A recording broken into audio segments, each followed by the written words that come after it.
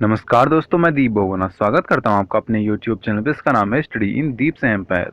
और आज की वीडियो में हम देखने वाले हैं गति का प्रथम नियम। इससे पहले हमने बल के बारे में कल वाली वीडियो में पढ़ा था। आज की वीडियो में हम गति का प्रथम नियम पढ़ेंगे और इसको शुरू करते हैं। तो वस्तु है, अगर कोई हमारे पास एक एलिमेंट है या एक वस्तु है जो किसी अनंत तल पर, अनंत तल मतलब कोई भी एक सरफेस पे है, ठीक है, पर गति को देखकर गैलीलियो ने, अब गैलीलियो कौन था, जिन्होंने गति का प्रथम नियम दिया, ठीक है। जो गति का प्रथम नियम है ये किसने दिया था, गैलीलियो ने। और ये कई बार ये क्वेश्चन पूछा जाता है कि गति का प्रथम नियम किसने दिया। तो उन्होंने यह निष्कर्ष निकाला कि जब कोई बाह्य बल कार्य नहीं करता, यानी अगर कोई बाहरी बल कार्य नहीं करता है तो वस्तुएं एक निश्चित गति से चलती हैं। तो जो हमारी वस्तु है वो क्या करेगी, एक निश्चित गति से गतिमान होगी, ठीक है। उन्होंने देखा कि कांच की गोली अनंत तल पर लुढ़कती है तो उसका वेग बढ़ जाता है। जैसे कि आपको मैं अगर दिखाऊं डायग्राम 9.4, ठीक है, ये वाला अगर यहाँ से बॉल आएगी, अगर हम इसको फ्री मोमेंट में छोड़ दें, ठीक है, तो क्या होगा कि ये बॉल खुद अपने ही स्पीड से आएगी और नीचे चले जाएगी, ठीक है। लेकिन अभी उन्होंने फिर अब इसमें उन्होंने कुछ और भी देखा।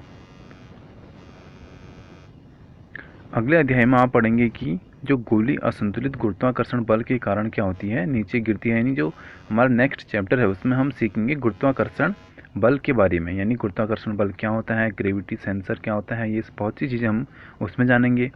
और नीचे पहुँचते पहुँचते यह निश्चित वेग प्राप्त कर लेती है। यानी जो बॉल नीचे लुढ़क रही है वो एक तो उस पर गुरुत्वाकर्षण बल लग रहा है और एक उसका जो अपना स्पीड है वो जिस स्पीड से आ रही है ऊपर से वही स्पीड उस पर लग रही है, ठीक है। और जो हमको यहाँ पे दूसरा दिखा रखा है, यानी ये वाला चित्र देखो आप, ठीक है। अब इसको ये बॉल नीचे से ऊपर को तो आएगी नहीं, तो इसके लिए क्या होगा, जब यह कांच की गोली ऊपर की ओर चढ़ती है तब इसका वेग क्या हो जाता है, घट जाता है। और जो हमारा लास्ट वाला डायग्राम है यानी सी डायग्राम, ठीक है, ये वाला, तो इसमें क्या हो रहा है, नीचे से इसको ऊपर फेंका गया और यहाँ पे ये ऊपर से नीचे आई और यहाँ पे ये सीधी रेखा में क्या हो रही है, गतिमान है। यहाँ पे सीधी रेखा में यहाँ पे ऊपर को जा रही है इन तीनों अवस्थाओं में, और यहाँ पे क्या हो रहा है, नीचे को आ रही है, ठीक है, हमारी बॉल। तो ऐसा क्यों हो रहा है, मतलब इसमें क्या क्या हमारे चेंजेस देखने को मिले इनको वेग में। यहाँ पे क्या हुआ, हर एक जब भी प्रक्रिया की उसमें क्या हुआ, वेग में परिवर्तन आया, ठीक है। दोनों ओर से एक आदर्श घर्षण रहित अनंत तल पर गोलियां स्थिर हैं। गैलीलियो ने तर्क दिया कि जब कोई गोली बाईं ओर से छोड़ा जाता है तब यह ढाल के नीचे की ओर लुढ़केगी तथा जब दाईं ओर से अनंत तल पर उतनी ही ऊंचाई तक जाएगी उतनी ऊंचाई से उसे छोड़ा गया था, यानी जहाँ से उसको छोड़ा गया अगर वो उतनी ही जाएगी तो यदि दोनों ओर, यानी जो हमने देखे दोनों सरफेस, ठीक है, उन दोनों तलों में झुकाव समान है तो गोली क्या होगी कि उतनी दूर चढ़ेगी जितनी दूर वह लुढ़की थी। अगर दाईं ओर का अनंत तल के कोण को धीरे धीरे कम किया जाए तो गोली जो है हमारी, यानी जो बॉल है, वो उसके जो मूल ऊंचाई प्राप्त करने के लिए अधिक दूरी की उसको तय करनी पड़ेगी।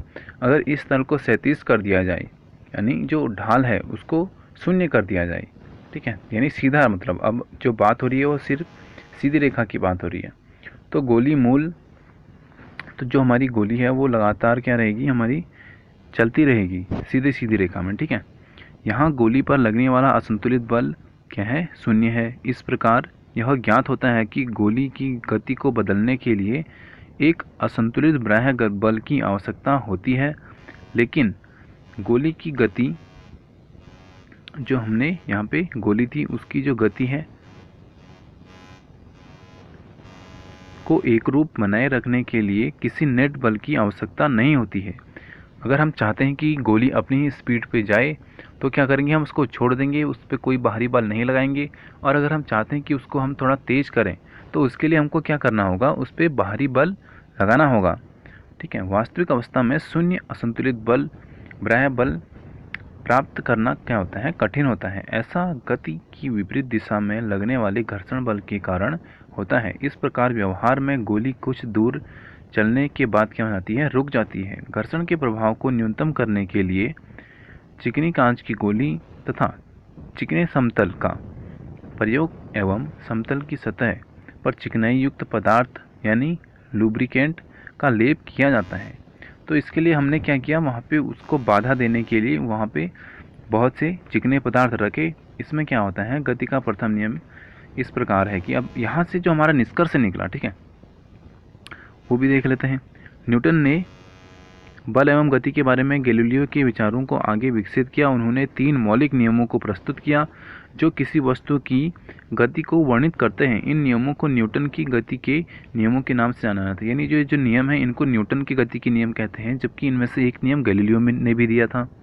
ठीक है, गति का जो प्रथम नियम है, अब सबसे पहले प्रथम नियम देख लेते हैं। प्रत्येक वस्तु अपनी स्थिर अवस्था या सरल रेखा में एक समान गति की अवस्था में बनी रहती है जब तक कि उस पर कोई बाहरी बल कार्यरत ना हो। तो ये हमने अभी डायग्राम में देखा, कोई भी वस्तु सीधी रेखा में चल रही है तो वो अपनी रेखा में चलती रहेगी उसी स्पीड से, कब तक, जब तक कि हम क्या करें, उस पर कोई बाहरी बल ना लगा दें। अगर हम बाहरी बल लगाएंगे तो या तो वो स्लो हो जाएगी, अगर हम उस पर स्लो करना चाहते हैं तो हम उसको स्लो करने के लिए बल लगाएंगे, और अगर हम चाहते हैं कि उसको और स्पीड आगे बढ़ाएं तो क्या करेंगे, हम उसको स्पीड से पुश करेंगे। ठीक है, दूसरे शब्द में अगर हम देखें इसी चीज़ को, यानी पहले नियम को ही, तो सभी वस्तुएं अपनी गति की अवस्था में परिवर्तन का विरोध करती हैं। गुणात्मक रूप से किसी वस्तु के विरामावस्था में रहने या समान वेग से गतिशील रहने की प्रवृत्ति को जड़त्व कहते हैं। तो यहाँ पे जो हमारा प्रथम रूल है इसी को क्या कहते हैं, जड़त्व कहते हैं। जड़त्व का नियम आपको कभी पूछे तो जड़त्व का नियम भी यही है कि कोई हमारी जो एक समान गति से सरल रेखा में कोई वस्तु चल रही है तो यह तब तक चलेगी जब तक कि इस पर कोई बाहरी बल कार्य ना करे। तो इसी को क्या कहते हैं, जड़त्व का नियम कहते हैं। यही कारण है कि गति के पहले नियम को जड़त्व का नियम भी कहा जाता है। ठीक है, तो यहाँ पे अभी देखते हैं आगे थोड़ा, यहाँ पे थोड़ा थ्योरी दे रखी है इसी के बारे में। और ये वाला अगर मैं डायग्राम आपको बताऊँ तो किसी तीव्र गति की कैरम की गोटी या स्ट्राइगर, ठीक है, इस स्ट्राइगर की बात कर रहे हैं अभी, से टकराकर ढेरी मतलब जो यहाँ पे गोटियाँ रखी हैं सारी, कि सबसे नीचे वाली गोटी ही ढेरी से बाहर आती है। अगर हम इसको तेज़ी से फेंकेंगे तो क्या होगा, जो सबसे नीचे वाली गोटी है सबसे पहले वही बाहर आएगी। ठीक है, तो ये हमारा जड़त्व के कारण ही होता है। और अगर यहाँ पे एक और डायग्राम आप देखो तो हम अगर अपने फिंगर से ताश के पत्ते को झटका देने पर पत्ते को ऊपर रखकर, जो पत्ते के ऊपर सिक्का रखा हुआ है, यानी उसके ऊपर जो सिक्का रखा हुआ है वो सिक्का क्या होगा, नीचे गिर जाएगा गिलास में। लेकिन वो ऐसा नहीं है कि वो मतलब ताश के पत्ते के साथ ही आगे चले जाए। ठीक है, ये भी जड़त्व के नियम के ही कारण होता है।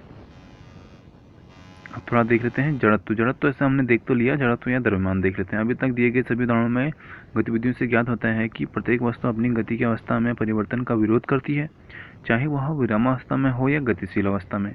वह अपनी मूल अवस्था को बनाए रखना चाहती है। वस्तु का यह गुण उसका जड़त्व कहलाता है। क्या सभी वस्तुओं का जड़त्व समान होता है? नहीं। हम जानते हैं कि पुस्तकों से भरे बक्से को धक्का देने की अपेक्षा खाली बक्से को अगर हम धक्का दें तो वो आसान होगा। उसी प्रकार हम एक फुटबॉल को अगर हम किक मारें तो वह दूर जाती है, जबकि अगर हम उसे उतने ही बल से किसी उतने ही बड़े पत्थर पर किक लगाएं तो हो सकता है कि वह खिसके भी नहीं। ठीक है, हो सकता है कि ऐसा करते समय हमें चोट आ जाए, इसलिए ऐसा घर पे ना करें। अब इसमें देखते हैं कुछ और। तो हमने ये देखा था कि अगर हम किसी पत्थर को ठोकर मारते हैं तो क्या होता है, वो पत्थर हिलता भी नहीं है, और वहीं पे अगर हम किसी फुटबॉल को ठोकर मारें तो वो फुटबॉल बहुत दूर चले जाती है। तो इससे यह स्पष्ट होता है कि भारी वस्तुओं का जड़त्व क्या होता है, अधिक होता है। यानी वस्तु जितनी भारी होगी उसका जड़त्व भी उतना अधिक होगा। मात्रात्मक रूप से किसी वस्तु का जड़त्व उसके द्रव्यमान से मापा जाता है। यानी जड़त्व नापना हो तो हम क्या करेंगे, सिंपली उसका वेट देख लेंगे, उसका द्रव्यमान देख लेंगे। अतः हम जड़त्व और द्रव्यमान को निम्न रूप में परिभाषित कर सकते हैं। किसी भी वस्तु का जड़त्व उसका वह प्राकृतिक गुण है जो उसकी विरामावस्था या गति की अवस्था में क्या करे, परिवर्तन का विरोध कर दे। ठीक है, इस प्रकार की किसी वस्तु का जो द्रव्यमान उसके जड़त्व की क्या होता है, माप होता है। तो द्रव्यमान ही क्या होता है, उसका माप होता है। अभी ये वाला क्वेश्चन देख लेते हैं, निम्न में से किसका जड़त्व सबसे अधिक है? तो आप खुद बताना मेरे को। एक रबर की गेंद एवं उसी आकार का पत्थर, या एक रबर की गेंद ले लें या उसी आकार का पत्थर ले लें, तो हमको पता है अगर हम एक रबर की गेंद लेंगे तो वो हार्डली हमारी 100 ग्राम की भी नहीं होगी, ठीक है। लेकिन अगर हम उसी आकार का पत्थर ले लेंगे तो हो सकता है कि वो 400 ग्राम का हो जाए या आधे किलो तक का हो सकता है। एक साइकिल एवं एक रेलगाड़ी। अब यहाँ पे तो बिल्कुल पता है कि एक रेलगाड़ी ज़्यादा भारी होगी। अब जो भारी है यानी उसका जड़त्व ज़्यादा है। 5 रुपये का सिक्का एवं 1 रुपये का सिक्का। अब 5 रुपये का सिक्का क्या होता है, भारी होता है, वो थोड़ा मोटा होता है ना, तो इसलिए क्या होगा, वो ज़्यादा भारी होगा तो उसका जड़त्व ज़्यादा होगा, ठीक है।